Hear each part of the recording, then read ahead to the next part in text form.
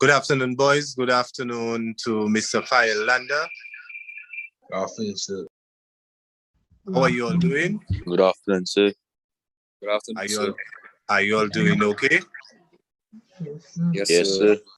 Yes. You all enjoyed your Sunday afternoon? Yes, sir. How many of you went to church to glorify the name of Jesus? Yes, sir.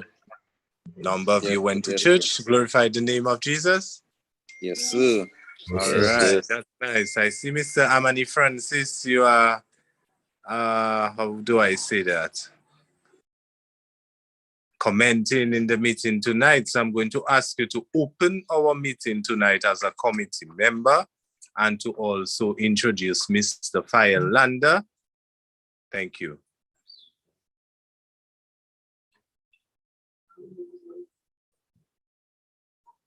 Amani Francis, could you open the meeting tonight? Good night to everyone. Good night to the members of the Forge Club. Especially good night to Mr. Phael Lander. As we all would know, Mr. Phael Lander was our first Forge president of the SMA Forge Club, and we'd like to ask him to please address us tonight. And we have a wonderful meeting session tonight. Thank you. All right. Thank you very much, Mr. Amani Francis, for introducing Mr. Phael Lander. I would like the attendance officers to take the attendance and you would forward to me after the meeting. Okay, thank you very much. We'll be calling on individuals to ensure that they are participating in the meeting and their cameras are not just on and they are not in. So thank you very much, everybody. Let's welcome Mr. Phael Lander. Mr. Lander, the floor is yours now.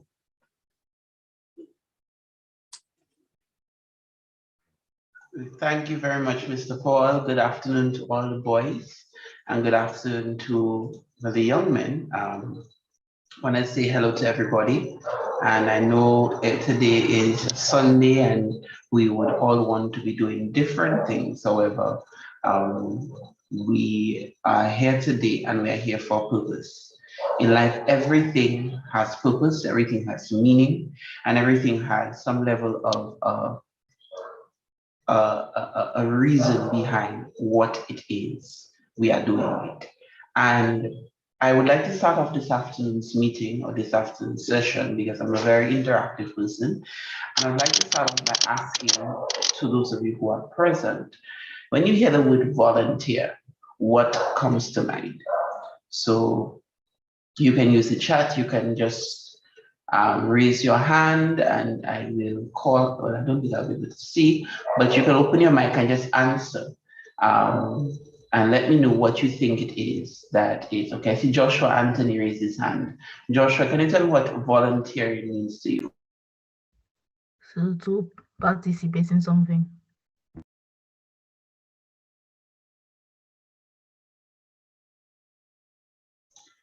Could you speak up? I didn't hear that. So to participate in something.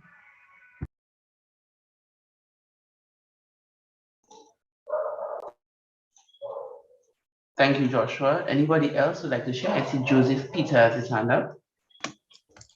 Taking initiative to do something, to either for your community or for yourself to better yourself, and something that you should be encouraged to do.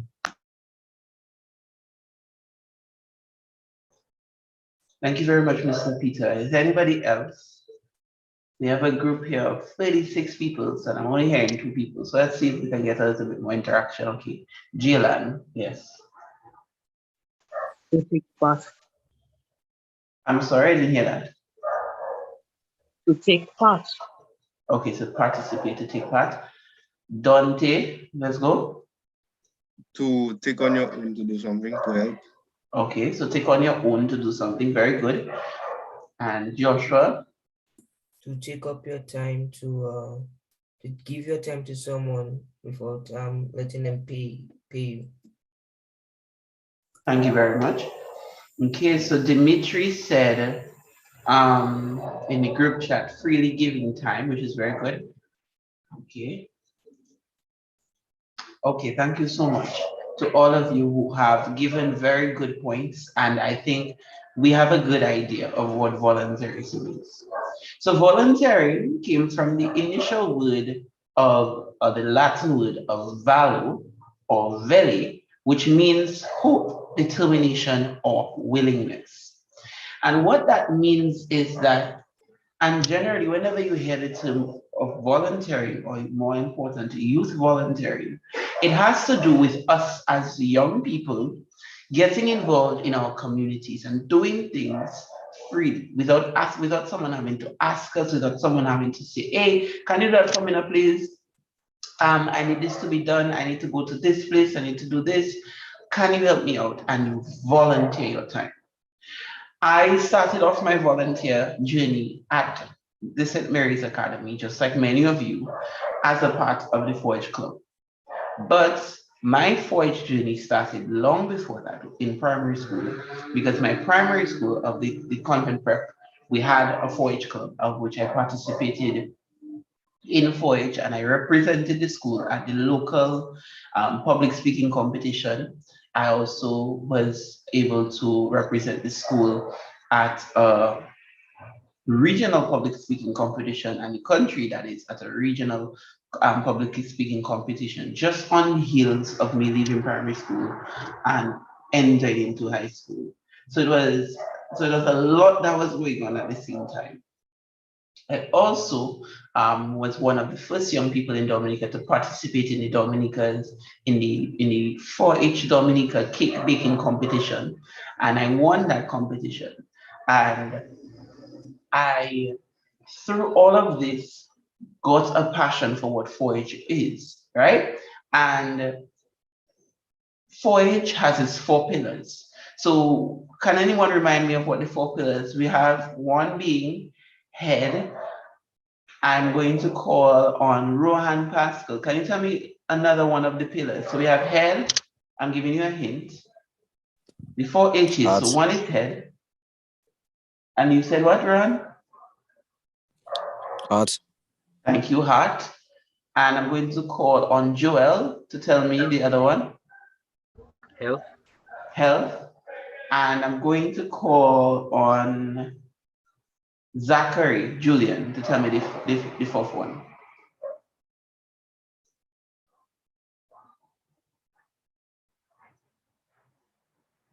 Okay, so Zachary is not coming. So going once, going twice. Okay, AJ? Hands. So we have head, heart, health, and hands, right? And this is the pillars on which 4-H was developed. And understanding that through this, using our head, our hearts, our hands, and our health to promote community involvement and community engagement and development, this is where we build ourselves in 4-H, right? Right, boys? Yes, sir. Yes, sir. Yes, sir. Okay, so that being understood, my dear friends, we as young people have to get into a spirit of volunteerism, because all of us have benefited from someone in some way or shape or form having volunteered their time, right? One of the key examples of volunteering is, for example, a teacher after school. You don't understand. I can use Mr. Paul as one of the great examples that after school, even after his 8 to 1 shift has been concluded, he volunteers his time to assist the club, because this is something that is outside of his day-to-day activities. So the volunteering aspect, and a lot of you would have learned something from 4-H that you did not know before. So you have benefited, in a sense, from someone else's volunteering spirit. And now you as an individual, you are benefiting, and you are to be able to now volunteer your time to benefit somebody else. Am I making sense? Hello? Sir. Yes, sir. Yes, sir. Yes, sir. So Formal volunteering is an activity that takes place through a non-profit or charity. So many organizations like 4-H have the ability for young people like yourselves, like ourselves, to volunteer. So there are two types of volunteering. So we have formal volunteering and informal volunteering. Two, so formal volunteering, we're talking about an activity that takes place through a non-profit or charity like your organization, which is 4-H, to be of benefit to the community and the volunteer, and of the volunteer's own free will without coercion and with no financial payment. So that's the thing. Volunteers don't typically get paid. We don't, while you're doing whatever you're doing, you're gaining a lot of experience as a young person through participating in activities and not necessarily expecting to get anything back in return, right? And nobody's forcing you to do it. Nobody's telling you that you have to do it. Tomorrow you can decide, I don't want to come to 4-H meeting, but because you have the passion to help the people around you, to participate in this activity, you decide to keep coming over and over, right? And there is informal volunteering where it has to deal with the helping out of a neighbor, a family member, or a stranger. Okay? So we have these two types of volunteering, formal volunteering and informal volunteering, where you have formal being you're part of an organization, you sign up, you do what you have to do, and part of that responsibility is going out into the community and giving back. And there's informal volunteering, where you randomly meet somebody who is walking the road, so needs help with their bags. You say, can I help you, ma'am? And you assist her with her bags to her bus stop, right? That is informal volunteering, right? Globally, there are millions, billions, trillions, maybe even, sorry, I'm just exaggerating. There are millions of volunteers in the world. In my research, at present, in, for example, Canada, there's 11.8 million volunteers in Canada. And 45%, that is 45% of all Canadians volunteer.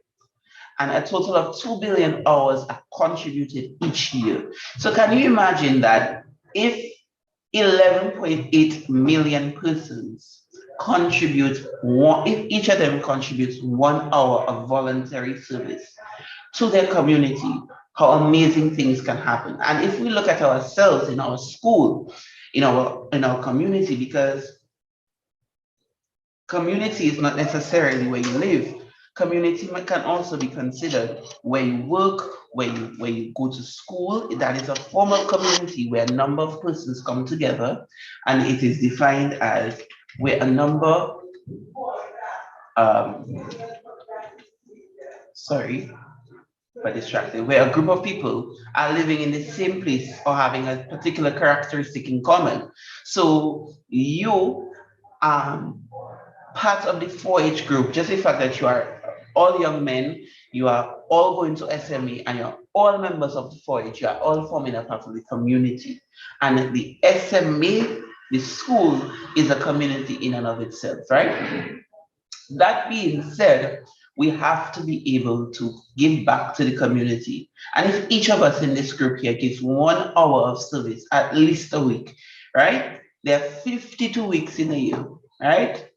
And your graduation requirement for hours is, well, when I went to SMA was, I think, 100 hours over your school life, or at least 20 hours in FIFO. I'm not sure if it has changed, but if you start to break things on 100 hours, there are 52 weeks in a year, right? There are 24 hours in a year. I'm going to do the calculation right now. So there are 24 hours in a day, sorry, and there are 50, and there are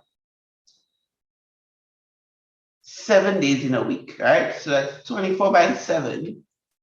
That's 168 hours that are available to you during a week. 168. If we multiply that 168 by 52, that is 8,736 hours in a year that is available to you to do whatever you so desire, right? And let us assume that we start talking about, okay, I have to go to school, I have to do this, I have to do that. There is always time during the course of the week for you to give back to your community. And your community is your school, and your wider community is your home and your village, wherever you live, right? So how does volunteering benefit you? I'm going to start to tell you how volunteering benefited me, and then I'm going to also give you some other examples of how volunteering can benefit you. When I started off as a volunteer within 4-H, I got opportunities to do a number of things. I hate to say it in this way. I got to miss class a lot. I hate to say it like that, but it is not a positive thing in a sense, in terms of missing class, but I always made up for what I missed. But you as an individual who volunteers within your school community, you have the ability to get yourself involved in a lot of extracurricular activities within your day-to-day, because we all know the old tale of work and no play makes Jack a dull boy. So understanding that coming to school every day, it's one, doing what you have to do, it gets boring, it gets monotonous, it's repeating the same thing and over and over and over, and it tends to get boring. So you need to have that extra bit of fun, that extra bit of activity that is necessary for you to be able to grow as an individual, right? So I had the keen opportunity to represent SMA 4-H at the cooking competition that they had. At the time, I did not know anything about cooking. It was 3 of us, myself and 2 of my best friends. I pulled them in. I said, let us go and find out what we can do. We attended a workshop. We did not win the workshop, but we had fun, right? We didn't win the competition, but we had fun, and it's from our involvement. There was a certain stone where we received our first stove as 4-H at SMA, right? And that stove was able to facilitate and assist the existing canteen to provide snack for students on a day-to-day basis. So you see how the link in the community starts to build, where one person deciding to do something, pulling 2 other individuals and calling on another person to get that involvement. At the time, so Paul was not based at SMA, he was based at SMP, but he was very much so supportive of us. And it became something that was important to us, important to the school. I went to the principal at the time, who was Mr. Ellen, may he rest in peace, and we started to do things. I left SMA and I was happy because I had left something in SMA that I could be proud of, that I established a club, and that club today has grown to something that is bigger, better, and there's so much. And at this point in time, the sky is merely the starting point for what 4-H can do for you and what you can do for 4-H, right? So how can you benefit the community? You can provide a critical link within the community, meaning, and I just made a very good example of how my one little bit of interest in 4-H coming from primary school, now into high school, saying to Mr. Paul, Mr. Paul, we need to have 4-H in SMA. And then we start to make those links. We start to create opportunities within the community, for not only for myself, but for a number of you. So a number of you, and I know a number of young men who would have been a part of 4-H after I was there, they got involved in 4-H and they got opportunities to participate in cooking competitions because that's what they like. And that is, and our current education system does not, well, at SMA at least, does not necessarily support that outside of the math and the English and the science, but that student who wants to do culinary arts. And 4-H provides that opportunity for you to get a taste of what it really is to be involved in what is culinary arts, and also involvement in the community, which is very important.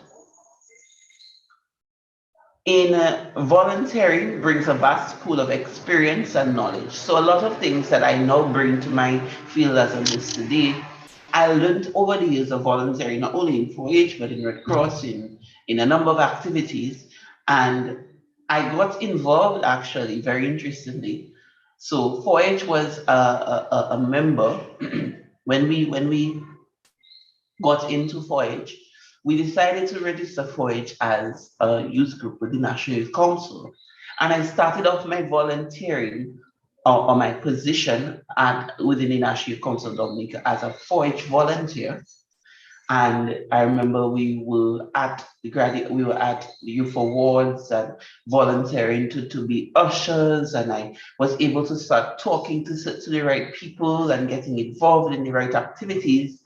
And then boom, one day I decided, let me run for position. And 4-H nominated me. I did not win, but I was already in there because the expression of interest was there. And after which, I eventually won my seat as first vice president of the council. And today, I am the first vice president of the council, coming from being a volunteer within the NYC and to now being the first vice president, all coming from my roots of volunteering and being involved, being there, getting the interest for the organization, and then getting to where we are today. And volunteering helps any organization or any community achieve its goals, because every organization has its set goals, and any organization wants to have a future should have set goals for itself, right? And if you don't have goals for yourself as an individual, you are going to find yourself in a lot of problems.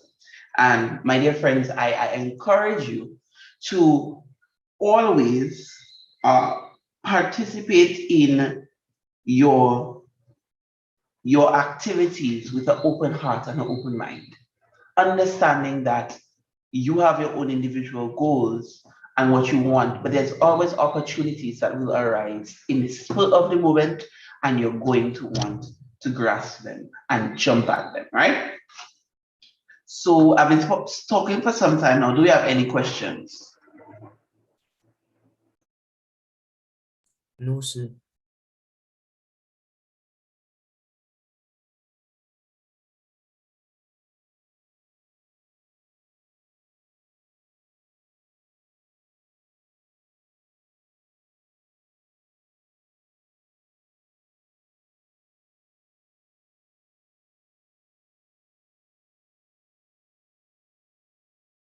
Okay, so hearing that, we're going to continue. So now the importance of youth as volunteers, all right? Guys, young people, we bring a lot to the table, and you bring a lot to the table, and I want you to understand that. You are amazing, and I don't want you to forget that. I've not met any of you, but I'm telling you straight off, you are amazing. Because the power that young people have within them, it is unbelievable. And I want you to understand that that is what is going to push you to be who you are. And there's power in numbers. Young people account for a vast majority of a number of organizations. The statistics I don't have with me right now. But in a lot of organizations, a lot of communities, a lot of groups, young people, for example, 4-H, you make up the largest fraction of the people involved in the SMA 4-H. So there is power in numbers. And what that means is that you have a power within you that is unlike any other, but you must use that power for good and not evil. Young people bring new insight, new ideas, newness, if you will, into the organization. A quote from an anonymous person says, "Today's youth are the leaders and consumers of tomorrow. Their opinions and inputs can help voluntary organizations adapt to change and be prepared to meet the needs of their future."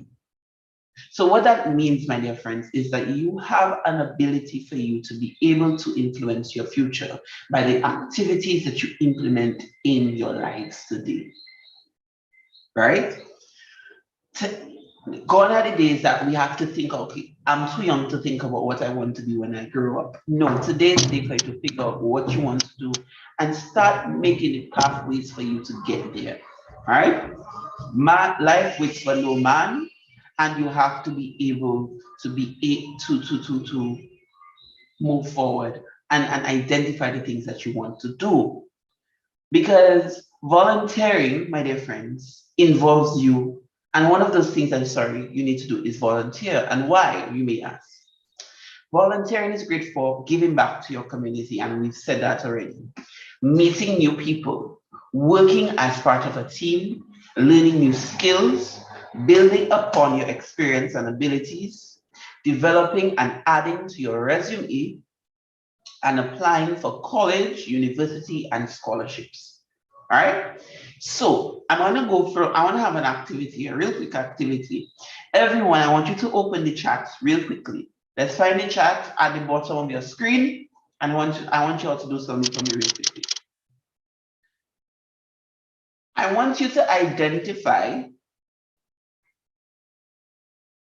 you're going to type two things, right? So I'm going to show an example. So let's see, for example, you've been in 4-H for 2 years.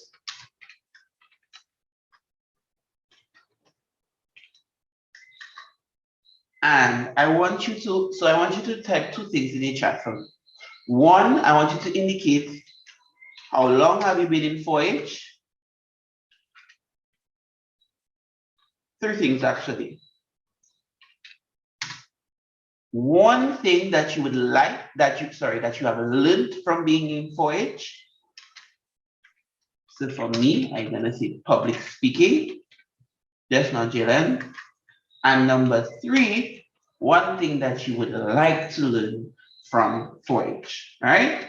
And I'm gonna say leadership for myself. So I'm giving the example. So number 1 is how long you've been in 4-H.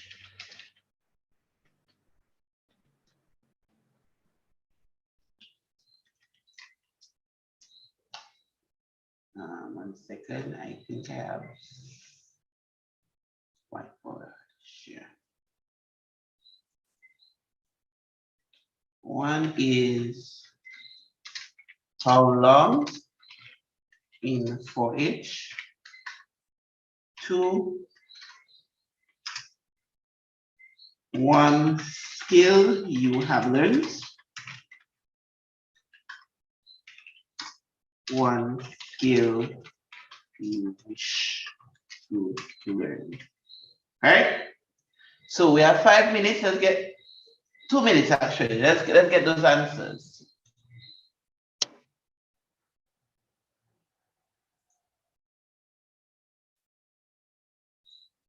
Why is Vino writing on my screen?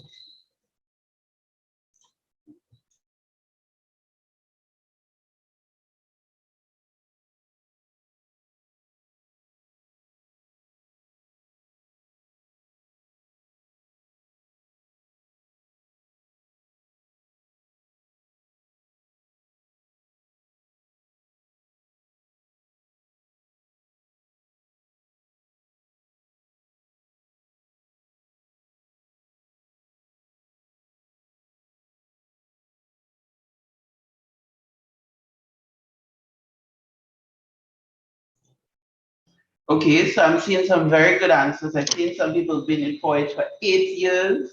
They've learned leadership and want to learn independence. Sage says that he's been in 4-H for 4 years. He's learned culinary arts and would love to learn chess. Kilio has been in 4-H for 1 year and would like to learn how to help, or has learned how to help others. Cameron has been in 4-H for over 7 years and has learned leadership and would like to learn teamwork. Joshua Paul has been in 4-H for 5 years, has learned different recipes and would like to learn how to make money.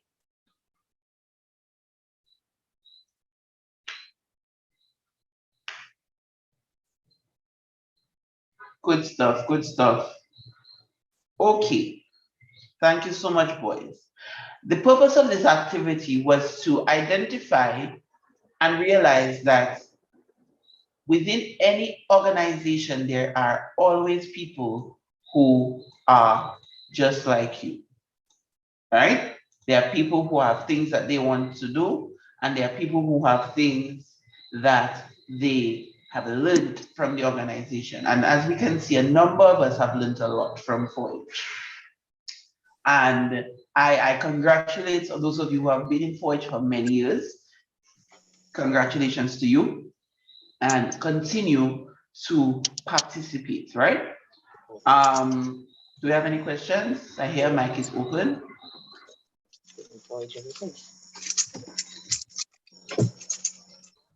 He's probably in error.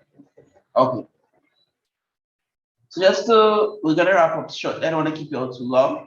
The last two things I spoke about in terms of developing and adding to your resume and applying for college, university, and scholarships. A number of organizations, for example, when you want to get a job later on in life, they'll ask you what extracurricular activities were involved in. Were you just one of those jacks that was a dull boy? Or were you part of an organization like 4-H and that taught you how to work with others, that taught you how to communicate professionally, and taught you how to, for example, writing minutes, right? Were you the secretary of your organization? Now we want to become a administrative officer within our organization, and part of it would be to write minutes. So now you have that experience coming into it. You have that ability as a young person now coming into the job, and you are never too young to start thinking about getting a job or what it is would be necessary for you to get a job, because life teaches you, and at this point in time, having one income stream honestly is not it. You have to be able to figure out things from different wavelengths. And even the concept of going to college, a lot of us had to, while going to college, start our work experience, because a lot of jobs want you to have some level of experience, and that can only work well if you start while going to school. All right, I'm not telling any of you to go and look for jobs now. Doesn't mean it's a bad idea, but because while I was in high school, every Christmas I would work at Save a Lot. It was at the time Save a Lot, and I was assisting. Now I'm a nurse today, but that's not the only thing that I do, right? So we have to realize that 4-H incorporates us and teaches us a lot of things, and we have to be willing to learn these new things, right? And applying for universities, you'll be able to get scholarships because of your involvement in the school activities, being able to work with others, being able to represent your school. That is something that schools look forward to see in applicants. So note that, okay? And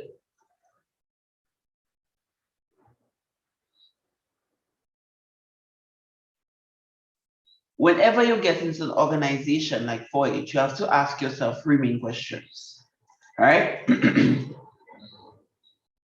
One of the main questions is, what do I like to do? So that is defining your interest. What exactly is it that I like to do as a person? Do I want to get involved in the organization? Do I want to help others? Do I want to do agriculture? Do I want to culinary arts? What is it that I want to do? Do I want to do public speaking? And this is what we did, where we already identified what we want. Now, also defining your skills. What are you good at? What have you developed while you've been a part of 4-H? And what is it that you are good at? Because this is what you will be bringing to the organization, yeah? And your availability, are you able to meet with the group? Because again, understanding that time management is one of the biggest things with youth volunteerism. Being able to realize that you are not Superman. You cannot do it all. There are a lot of things out there. There's football days, cricket days, there's basketball days, 4-H days, culinary arts days, this, that. There are a number of things that you can get involved in. But the important thing is understanding that despite You as an individual having all of these things to do. When am I available for 4-H? When am I available for cricket? When am I available for football? Make a timetable. So all of your activities will be listed from Monday to Friday. The time for your PS4, the time for your school, the time for you to go to the movies or to whatever activities that you young people do these days.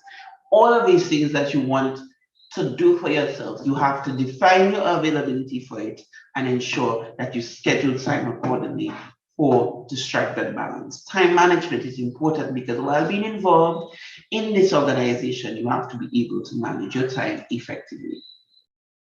Okay?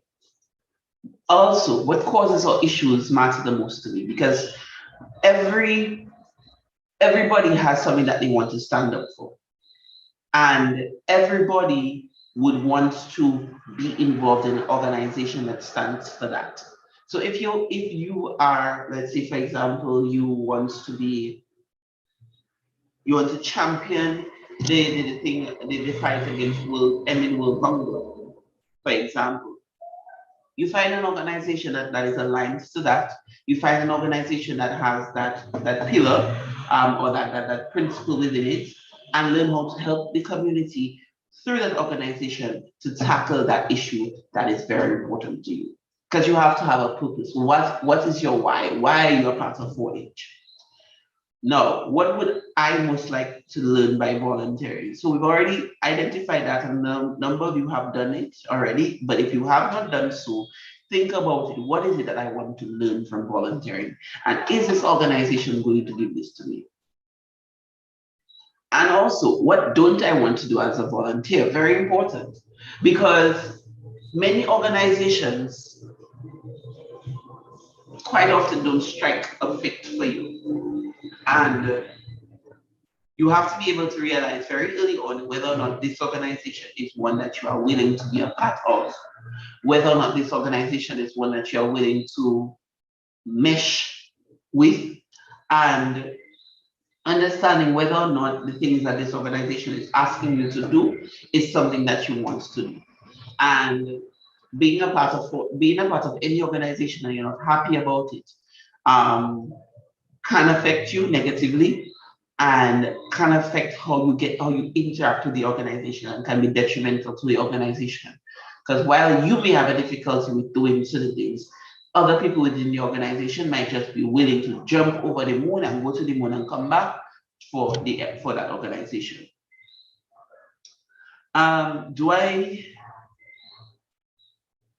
And I think that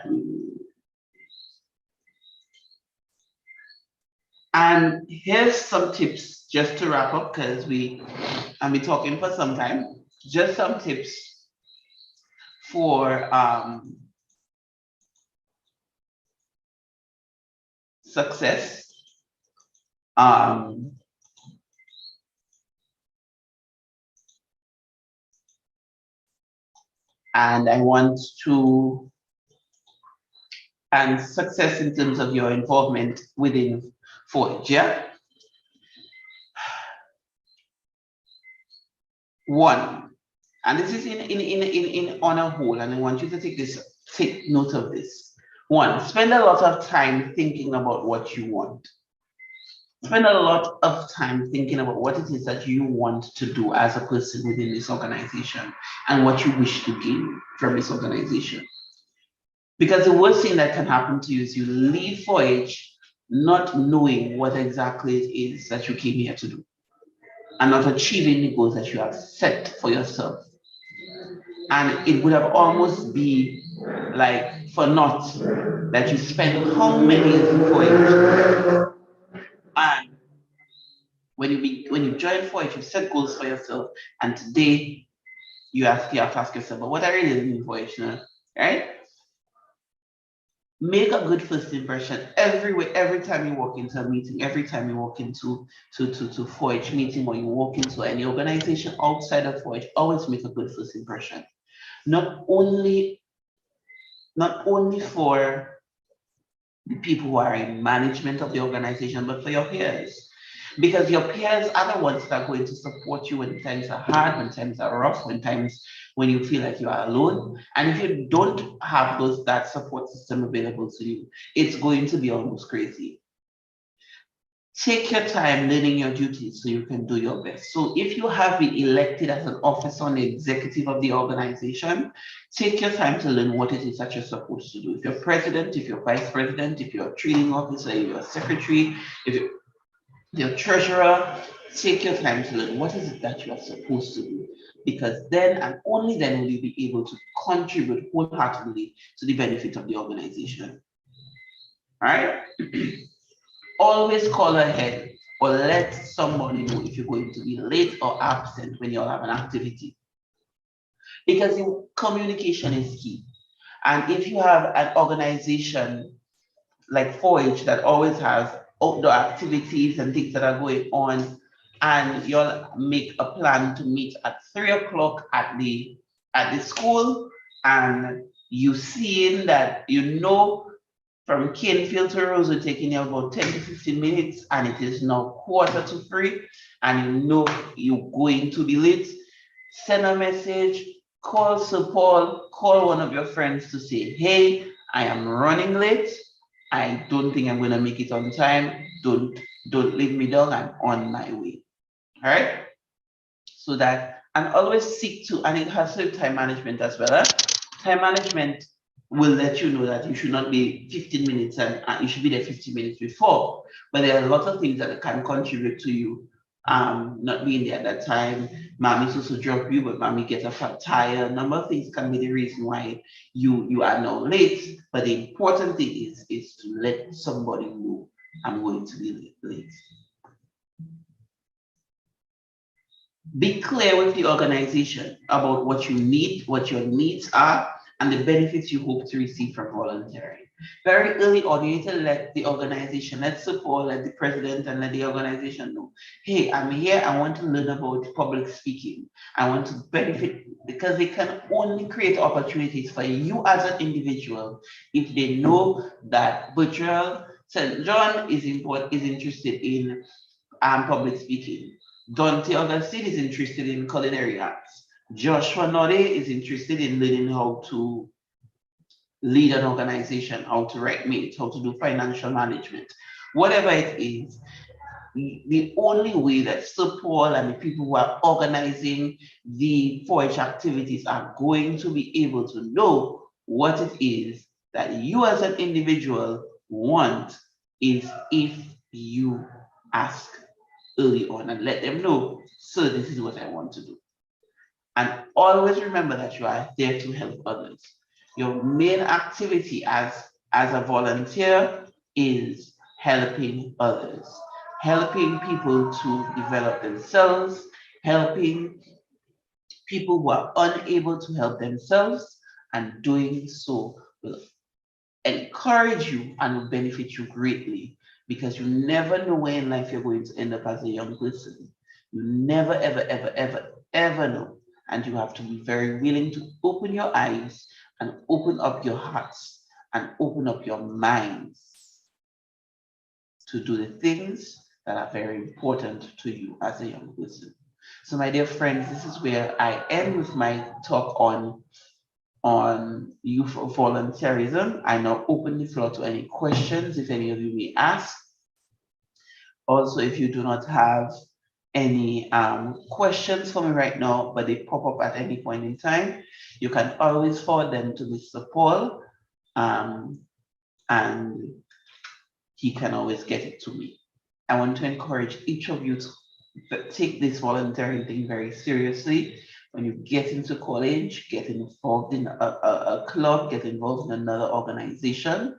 When you leave college, get involved in a service organization. We have several in Dominica. There's JCI, Leo Club, Rotaract, a whole list of them.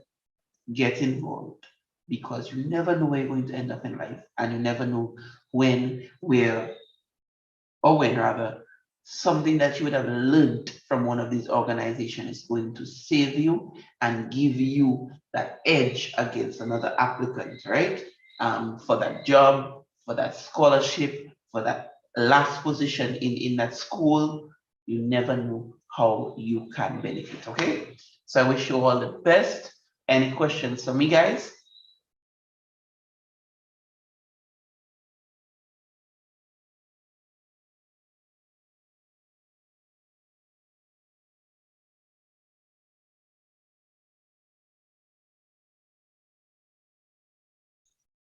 I see a hand up. 1 second. Amani, go ahead. Good night, sir. Yes, good night. How do you balance volunteerism and your personal life as well as your school life? How did you do that? Honestly, it wasn't easy. I will tell you straight off, it's not easy.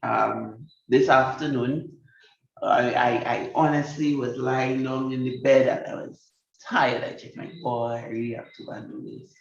But I think you have to also realize that it is what is your why. I got into volunteerism to help young people and more specifically young men like myself. And this opportunity created itself. And I merely just said, you know what? I cannot allow this opportunity to be missed because I learned a lot from talks like this in high school. And I look forward to giving more talks like this so I can help people. One thing that you can do, sir, is create a schedule for yourself.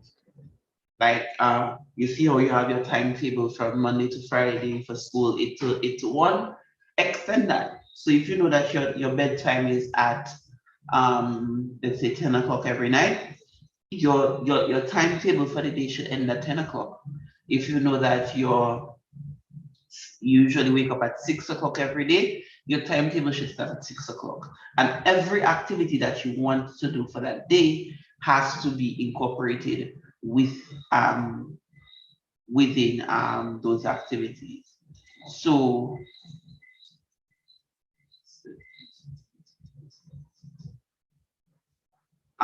so for example, let me see.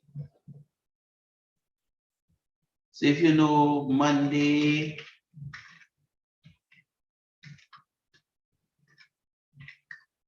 at 6 a.m., wake up. 6:15, friends. 6:20, bath. 6:30, breakfast. And you do that and you incorporate it in yourself. So you say what you want to do. If it's an hour you want to do, you want to study for. So when you finish 1 p.m. school done. At 1 p.m. is lunchtime. Let's put it at lunchtime. So 1 to 2, you have an hour for lunch. So at 2 p.m. is homework. And you can dedicate, let's say, for example, in the afternoon, 2 hours. So by 4 p.m. you finish with your activities. You can squeeze in an extracurricular activity. But on Tuesday or Thursday, you have forage. So you cannot put your homework for 2 to 4. So you have to put your homework for maybe at 4 o'clock, or you have to push it for lunchtime or do it for later in the night. But you also have to remember that you have a deadline for that day at 10 p.m. for bedtime. You understand? So you have to fit into those slots what is necessary in terms of what it is that you want to do for yourself. So at 4 p.m. On this day, I have no extracurricular activities. I can go and do basketball for an hour. At 5 p.m., I pack my bag for school the next day. Or you could have done that at the end of homework, so you don't have nothing to do from 4. At 6 o'clock, we have dinner. 7 p.m., we do some reading.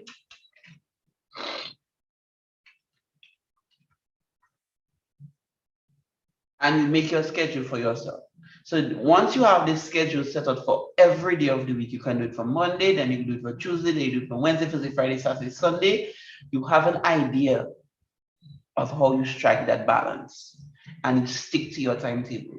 It's going to be hard in the first instance because it's going to be a change for yourself, but it's a number, it will help you understand that, hey, this is what I have to do. And your partners ask you if you can go wherever today, you know that, okay, I have an assignment due, but I think I have an hour I can give them, so I can do that. And then just when it's 5 o'clock, I have to leave because I have an assignment to do. And you can post it on your fridge, on your computer. We live in a technological world, so making reminders on your phone are very helpful and can also assist you with all of these things. Yeah. So I hope I answered your question, Mr. Francis. Yes, sir. Thank you, sir. You're welcome. Anybody else has any questions before we depart?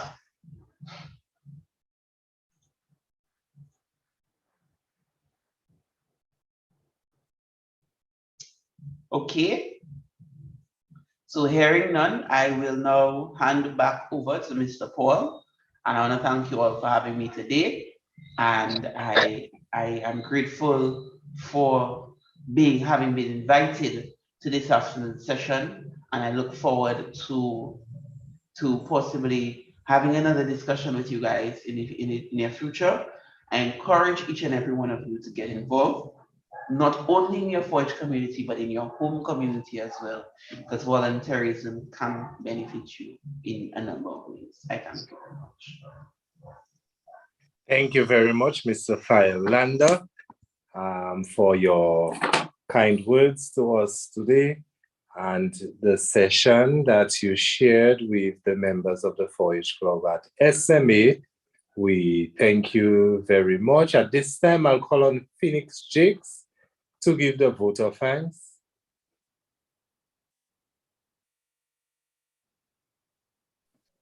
Good night, everyone. Good night, Mr. Paul. Good night, Mr. Phael Lander. I would like to thank you for giving us this wonderful insight on time management and stuff. And on behalf of SMA Forest Club and Good Paul, I have to say thank you for coming, taking your time and coming here tonight.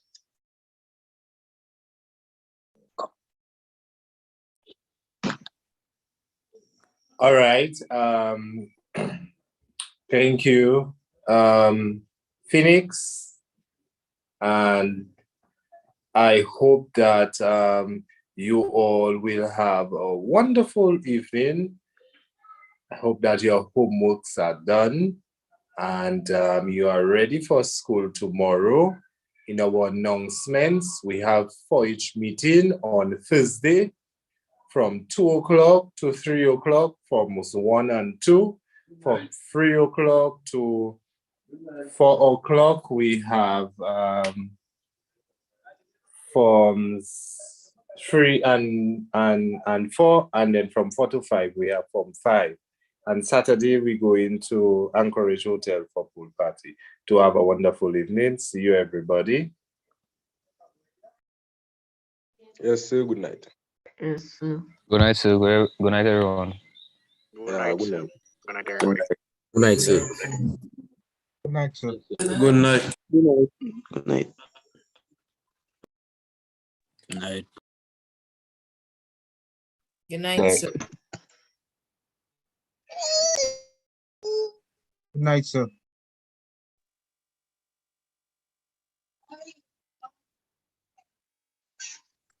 Good night, everybody. Have a good night, rest. Good night. Thank you very much for joining. Good night, sir. Do have a wonderful evening. May God bless you always. Uncle Paul. All right.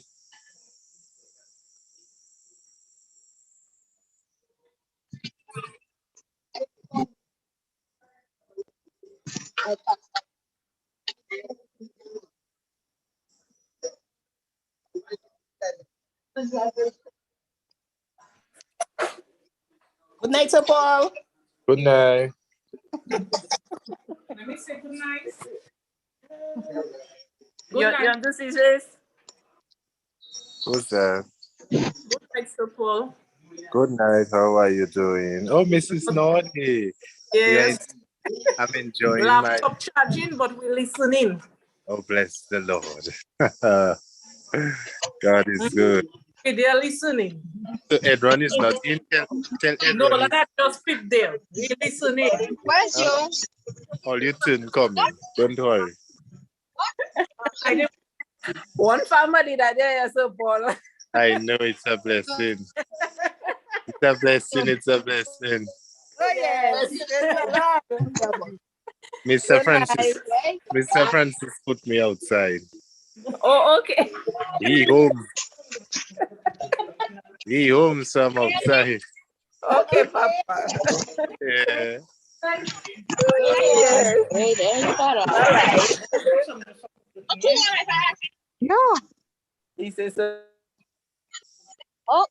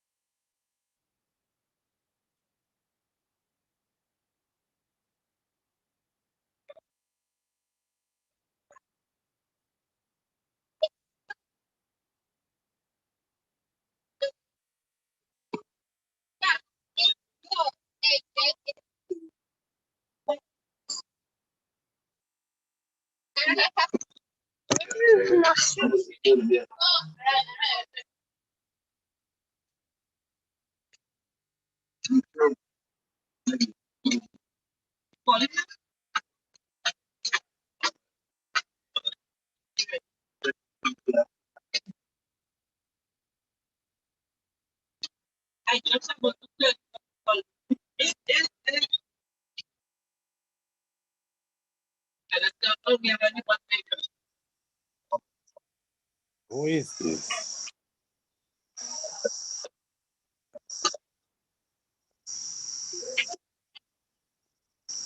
Really? So what are you doing outside, too? Mr. Francis put me outside, so I outside. I drinking some wine. So what do you have you outside for? He take over inside the house. I go outside. All right. It's Everything safe, sir? Yeah. I'm Robin? good. All right. Anyways, I leave you now. Have a good night. You too.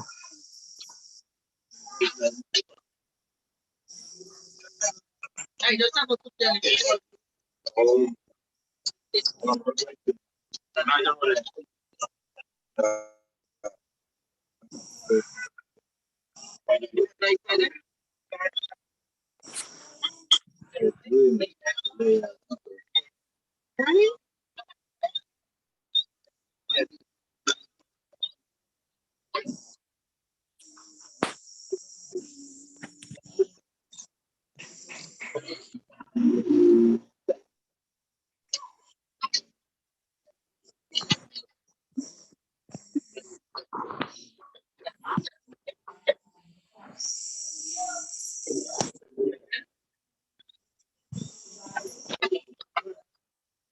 Denron, how is Denron doing?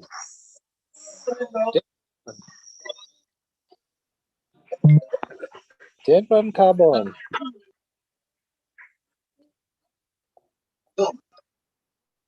Ajani. Nodi.